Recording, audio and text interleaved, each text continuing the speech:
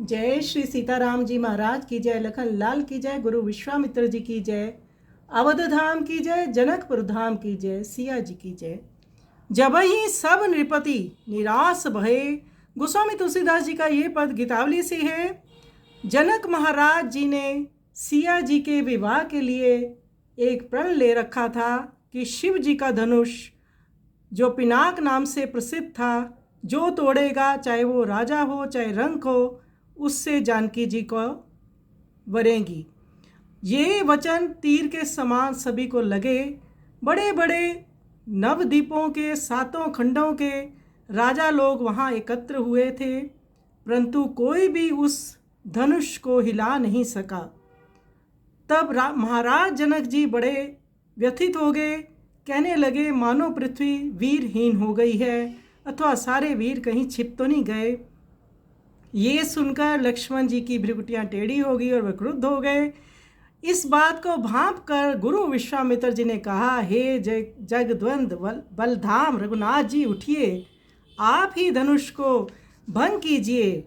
जिस समय सब लोग राजा लोग निराश हो गए, उसी समय शिवनाथ जी गुरुवर श्री विश्वामित्र के चरण कमलों की वंदना करके धनुष के समीप आए।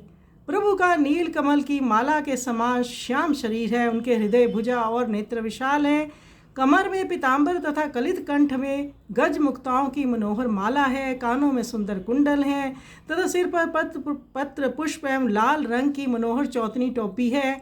उनका मुख चंद्र करोड़ों कामदेवों की छवि पर आश्रय है और उनके माथे पर मनोहर तिलक है।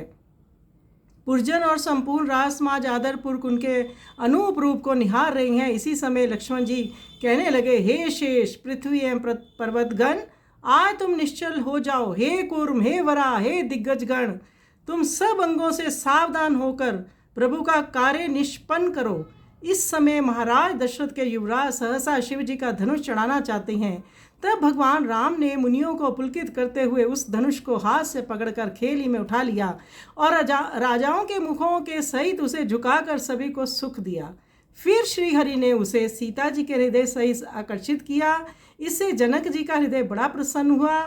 इस प्रकार परशुराम जी के गर्भ सहित उसे तोड़ डाला और तीनों लोगों को मोहहीन कर दिया। इससे प्रलय कालीन बादलों के गर्जन के समान धनुष का बड़ा भारी कोलाहल हुआ। उससे शिव, ब्रह्मा और सकल दिक्पाल गण चौंक पड़े तथा कान मूंद कर रह गए। फिर वह सावधान होकर विमानों में चढ़कर नगाड़े बजाते हुए चले कि इतनी अद्भुत ध्वनि कहाँ से आ रही है, इतनी गर्जना कहाँ हो रही है। तो इससे संपूर्ण नगर में आनंद उमड़ चला तथा आकाश में जय ध्वनि और मंगल गान होने लगा। तदंतर ब्राह्मणों की आज्ञा सुन सुवासिनी सखियां जानकी जी को साथ लेकर चली। उस समय राजकुमारी जानकी जी दशरथ नंदन राम को देखकर उनके गले में जयमाल डाल सकचा कर रह गई। तब देवता और मुनिजन फूलों की वर्षा कर आशीर्वाद देने लगे। उनके हृदय में प्रेम समाता नहीं था। श्री सीता और श्री राम जी का उस सुंदरता पर तुलसीदास बलिहारी जाता है। तो श्री सीताराम जी का विवाह जब संपन्न हुआ तो अवध धाम जनकपुर धाम एक हो गया। बड़ा आनंद उत्सव चला वहाँ पर। आइए तो सुंदर पद का हम श्रवण करें।